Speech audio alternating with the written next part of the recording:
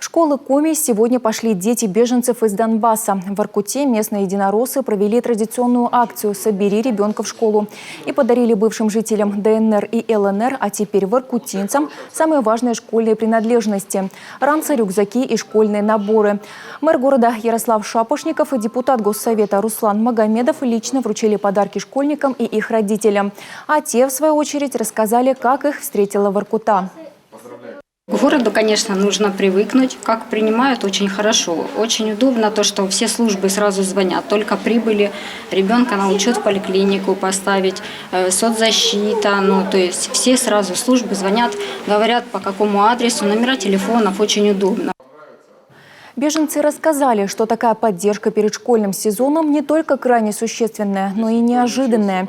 Тем временем в Воркуте продолжается сбор гуманитарного груза для отправки в ЛНР и ДНР от книг и медикаментов до бытовой химии.